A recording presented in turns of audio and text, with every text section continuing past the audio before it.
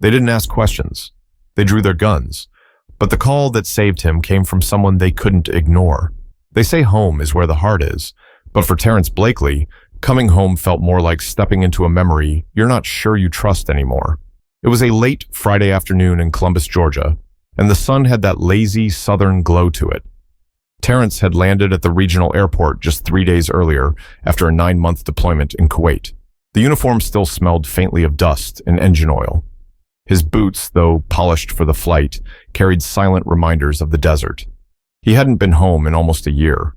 First stop was his mama's house, always. Ms. Geneva Blakely had the kind of hug that made a grown man forget he'd ever seen war. She didn't say much. She didn't need to. Her arms around his shoulders said enough. They sat on the porch that evening, watching kids on bikes speed past like they were in some kind of race. And for the first time in months, Terrance felt like he could breathe without checking his 6. Saturday rolled around and he was up early, already in uniform. Not for any special event. That's just how Terrance moved. He took pride in what he wore, said it helped him stay focused, disciplined. Plus, everyone in the neighborhood knew him as Sergeant T. He didn't mind that. Gave the local boys someone to look up to. By 10:30 a.m., he was driving his mother's old Chevy Malibu down Macon Road, heading to Rick's Quick Mart, a small corner store he used to walk to as a kid for now and laters and cold grape soda. The place hadn't changed much, except maybe the paint was a little more chipped than he remembered. He parked out front, nodded at a young man sitting on a milk crate outside, and pushed through the door. The bell overhead gave that tired little ding. Inside, it smelled like floor cleaner, old bread, and menthols. Terrance grabbed a bottled water, a pack of gum, and paused by the freezer for one of those ice cream sandwiches with the soft chocolate cookies. He grinned. Childhood flashbacks hit hard sometimes. At the counter, he handed over a 5 and chatted with Rick, the same man who'd owned the store since the mid-90s. "Didn't think you'd be back this soon," Rick said, scanning the items. "Wasn't supposed to be. Got out early on good behavior," Terrance joked, flashing his badge clipped to his chest. "Mama still keeping you in business?" Rick chuckled. "She's in here every other day buying scratch-offs and that peach tea. You know the one." Terrance laughed and shook his head. "She swears it cures headaches." As he walked out, the sun hit his face just right. The air was thick but familiar. That kind of humid southern heat that sticks to your skin like syrup. He took a deep breath, keys in one hand, snack in the other, stepping toward the car. It should have been an ordinary moment. Nothing special. But across the street, standing behind a green trash bin, someone was watching. A woman, probably mid-40s, blonde hair tied up in a lazy bun, holding her phone low by her waist, thumb moving fast.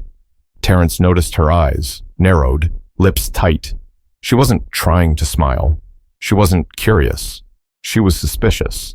He didn't think much of it. People looked all kinds of ways. Maybe she was checking emails. Maybe she was texting her kids. He had no idea that her fingers were already dialing 911.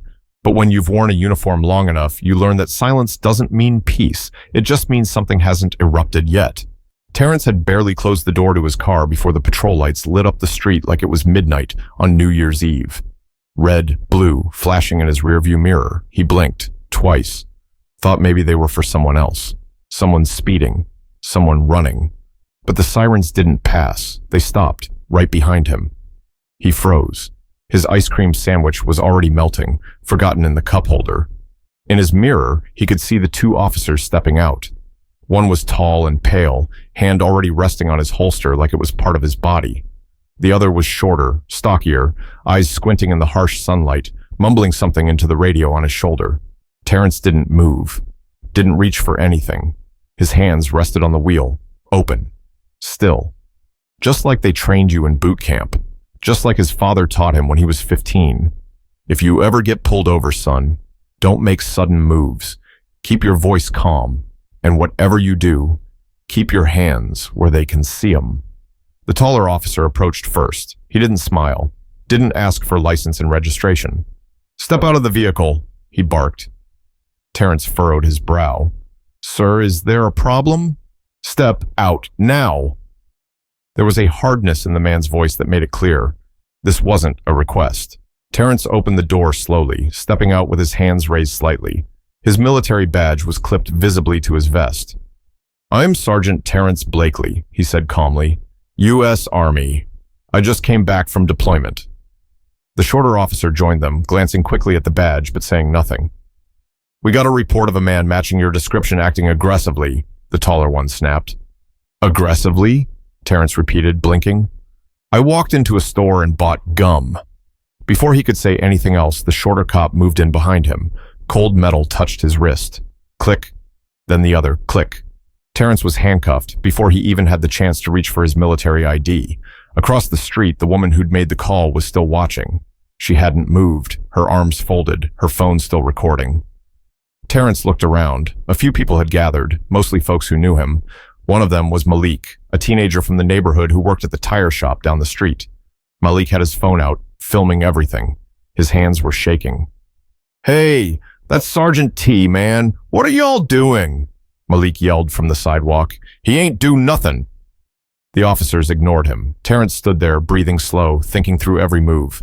He wasn't going to fight it. That would only give them something to use later. But he said it again, this time a little louder.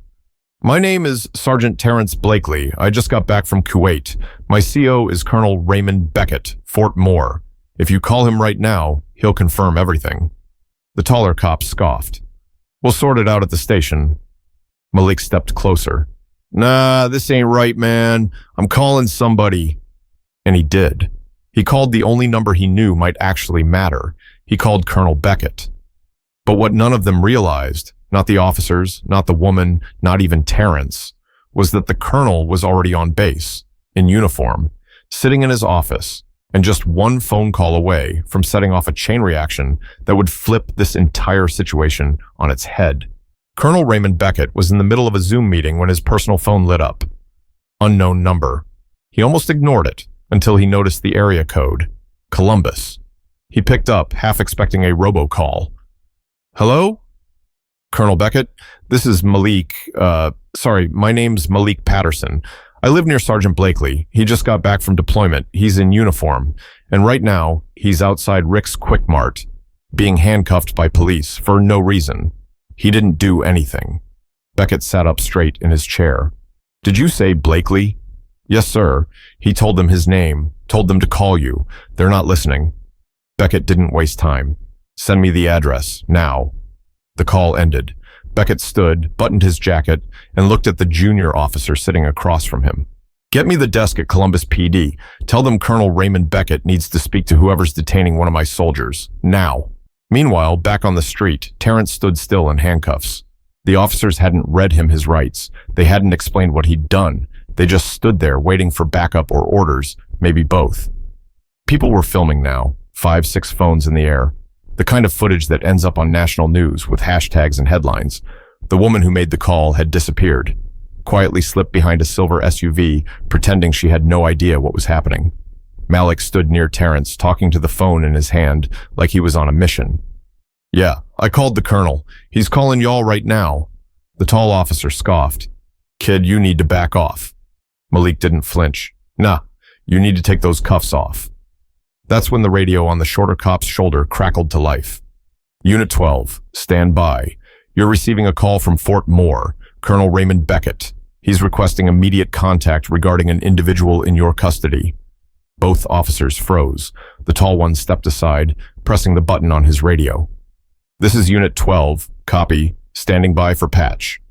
A few seconds later, a voice cut through the static, calm, controlled, sharp.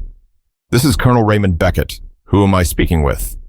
The taller officer responded, "Officer Jacob Hawthorne, CPD." Colonel Beckett didn't raise his voice. He didn't need to. The weight in his words was enough to level a room. "Officer Hawthorne, you are currently detaining Staff Sergeant Terrance Blakely, a soldier under my direct command. He is not AWOL. He is not under investigation. He is not a suspect in any crime. He returned from deployment less than 72 hours ago. He is in uniform. And unless you have evidence of an actual offense, I'm going to need you to remove those cuffs immediately." There was a long pause, too long. "Sir, we received a call about—" "I don't care what you heard. I care about what you know. Do you know that man? Do you know anything about him other than what someone told you on a phone call?" "No, sir." "Then let him go. right now. I'll be arriving on site in 15 minutes. And if those cuffs are still on him when I get there, I will be contacting Internal Affairs, your chief, and the mayor's office before noon. Are we clear? The silence that followed wasn't just quiet. It was dead. Even the birds stopped chirping. Yes, sir. The radio clicked off. The taller officer turned toward Terrance, avoiding eye contact. The shorter one fumbled with the cuffs. Click, click. Terrance didn't say anything, just rubbed his wrists slowly, eyes steady, breathing calm. The phones were still recording, and everyone saw it. Every hesitation, every nervous glance, every second of silence that said more than any apology ever could. But when the real authority shows up in a situation built on assumptions, that's when everything gets uncomfortable, for the ones who thought the badge gave them power without question. Colonel Beckett's black government SUV pulled up fast and clean, parking half on the curb in front of Rick's Quick Mart. Before the engine even stopped, the door swung open. He stepped out in full Class A uniform, pressed jacket, Silver Eagle insignia gleaming in the sun, combat ribbons lined like chapters of a story across his chest. His shoes hit the pavement like a gavel. Everyone turned. The officers stiffened, trying to stand straighter. Their shoulders squared, but their eyes dropped. Hawthorne, the taller one, opened his mouth like he had something to say, then thought better of it. His partner took half a step back. Terrance stood by the car, arms crossed, calm but tired, real tired. Sergeant Blakely, Colonel Beckett said, nodding. Sir, Terrance replied, giving a quick, respectful nod in return. Didn't think I'd be seeing you outside base today. Beckett turned to the officers. Which one of you placed him in cuffs? Hawthorne hesitated. That was me, sir. Based on a civilian call. Was he armed? No, sir. Was he threatening anyone? No, sir. Was he resisting? Hawthorne shook his head. No, sir. So let me ask you something, officer. What did you see that made you think a man in U.S. military uniform, who clearly identified himself and presented no threat, needed to be put on the ground in handcuffs? The question hung there, heavier than the heat. The shorter cop tried to chime in, but Beckett cut him off without looking. I wasn't speaking to you. Hawthorne shifted on his feet. It was a mistake, sir. No, Beckett said, his voice sharp now. Mistakes are typos. What you did was a decision, one based on bias, not facts. He turned slightly, motioning toward the growing crowd. Half of this neighborhood watched you cuff a soldier who risked his life overseas, who came home to visit his mother, and who did nothing more than buy a bottle of water and some gum. You didn't ask questions. You didn't assess the situation. You reacted. And now, you've got video evidence of exactly how you treat someone who looks like him despite the uniform. Malik stepped forward. Sir, I got the whole thing on video. I already posted it. People are sharing it everywhere. Beckett looked him in the eye. Good. Keep it up. He walked back to Terrance, clapped a hand on his shoulder. You good? Terrance gave a half smile. Yeah, just surprised, I guess. Beckett shook his head. I wish I could say I was. A plainclothes officer pulled up in an unmarked car moments later, someone higher up by the look of him. He stepped out, approached Beckett. Colonel, I'm Deputy Chief Rowland. I just saw the footage. I'm sure you did, Beckett replied. And you're going to want to get ahead of this before it becomes a national problem. Because in about 30 minutes, that video is going to be on every platform, and your phones are going to start ringing. I suggest you handle it before someone else does. Rowland nodded. We're initiating an internal review immediately. Both officers will be removed from active duty pending investigation. Not good enough, Beckett said. You need to tell the public. Today, press conference. Names, actions taken, policy changes. Full transparency. The deputy chief swallowed hard. Yes, sir. He turned and walked toward his car, already dialing his phone. Terrance finally exhaled. Didn't expect all this when I came out for a snack. Beckett chuckled, just slightly. The country asks a lot from us, Sergeant. The least it can do is treat us with respect when we come home. But sometimes respect has to be demanded, not with fists or yelling, but with evidence, with voices that can't be ignored, and with people who refuse to stay quiet when wrong is done in broad daylight. By the time the evening news rolled around, the story had already cracked open like a dropped egg on pavement. The footage was everywhere, not just on local Facebook pages and Instagram stories. CNN, NBC, and even military blogs had picked it up. Army Staff Sergeant detained without cause, the headlines read. Police cuff soldier in uniform outside Georgia store. The phones at Columbus Police Department rang off the hook. Angry voicemails, furious emails, former service members calling from across the country, demanding answers. Veterans groups posted statements. A retired general from Texas called it an insult to every man and woman who's worn that uniform. But the real pressure came from inside the city. Mayor Claudine Yates wasn't known for backing down. And when she saw the footage herself, Terrance standing silent in cuffs, flanked by officers who looked unsure and untrained, she knew this couldn't be buried. At 9:00 a.m., sharp the next morning, she stood in front of City Hall with a mic in her hand, cameras rolling. This incident was more than a mistake, she said firmly. It was a failure of judgment, of training, and of human decency. Sergeant Terrance Blakely served our country honorably. He came home to rest, to heal, to see his family. And instead, he was treated like a threat because of how he looked, not because of anything he did. She paused, letting it sit. Both officers involved have been terminated effective immediately. An internal audit of police conduct protocols will begin today, and Sergeant Blakely will receive a formal public apology from this department and this city. Back in his mom's kitchen, Terrance watched the broadcast with a fork halfway to his mouth. Terminated? He repeated, eyebrows raised. Geneva leaned forward in her chair. Good. That's what should have happened. Terrance chewed his eggs, still thinking it all over. I didn't want this, though. I didn't want anybody fired. I just wanted to be left alone. His mother gave him a look only a mother could. Baby, you think Rosa Parks wanted to make history sitting on a bus? Sometimes it chooses you. You didn't ask for none of this, but maybe it needed to happen. He nodded, slow. Still feels weird. Later that afternoon, a knock came at the door. It was Deputy Chief Rowland. He wasn't in uniform, no badge, just slacks, dress shirt, and a folder under his arm. Sergeant Blakely, he said when Terrance stepped out onto the porch. I came to speak with you in person, not about what happened yesterday. We've spoken to your CO about that, but about what comes next. Terrance raised an eyebrow. Next? Rowland nodded. We've been working on a reform program for months. Bias training, de-escalation protocols. It's been stuck in committee. After this, well, it won't be anymore. And what's that got to do with me? Rowland held out the folder. We'd like you to be part of it. You have a voice people listen to, a face they've now seen. You could help train our officers. Talk to the next rookie who thinks someone's clothes tell the whole story. Terrance looked at the folder but didn't take it. I'm not a politician. Good, Rowland said. We don't need another one of those. There was a pause.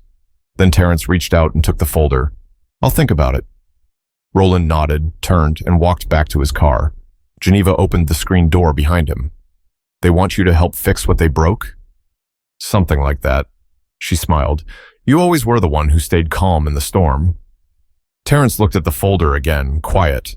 But even when justice shows up late, sometimes it gives you the keys to make sure it doesn't happen again. The following Sunday, Terrance sat alone at the back of Morning Light Baptist Church. He wasn't a regular, hadn't been in months, but something about this week pulled him in. The pews were half full. Quiet hymns floated through the air like they had for decades. No cameras, no microphones, just silence and breath. After the final prayer, a few people came up to him, shook his hand, hugged him, thanked him. Some just said, "We saw." That was enough. He left quietly, walking down the cracked sidewalk past the corner where he'd been cuffed. The yellow paint on the curb still faded. Same spot, same sun. But everything felt different now.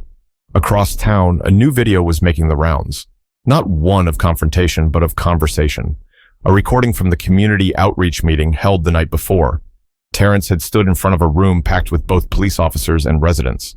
He didn't raise his voice, didn't call anyone out by name. He just spoke.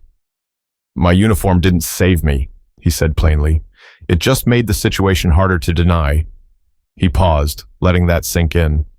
What saved me was a voice, a phone call, someone who chose not to stay quiet. Later, when asked why he agreed to help the city with reform, his answer was simple. Because I've seen what silence costs. That moment struck something deep. People shared it.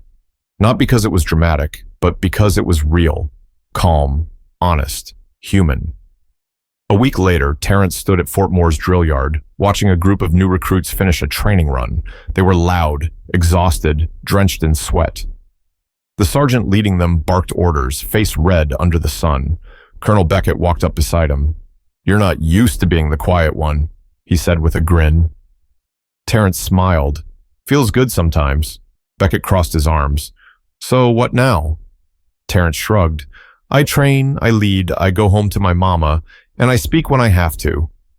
"You'll speak again," Beckett said, not as a suggestion, but a statement. "Probably."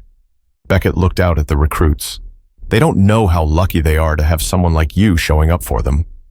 Terrance didn't respond. He didn't need to. A breeze rolled through the base, hot and dry. It carried dust across the pavement. It reminded him of the desert. It reminded him of survival. That night, Terrance sat on the back porch with Geneva, both of them sipping sweet tea. The porch light flickered like it always did when the fan was on. "You know," she said, "when you were a boy, you used to walk around this neighborhood wearing a towel like a cape. Told everybody you were a superhero." Terrance chuckled. "I remember." "You didn't save anybody from burning buildings. Didn't fight crime." "Nope." "But you made people feel safe. That's what mattered." He nodded, sipping his tea. "I'm just tired of people needing proof to believe we're worth respect." Geneva reached over, put her hand on his. "You showed the world what quiet strength looks like. You didn't swing. You didn't scream. You stood." He looked at her. "I didn't want to be the story." She smiled. "You didn't have a choice, but you made it count." A car drove by slow. Someone waved from the window. Terrance waved back. No headlines, no flashes, just a moment of peace on a Georgia night. Because sometimes the loudest statement is made when you refuse to fall apart, when you hold your ground without ever raising your voice.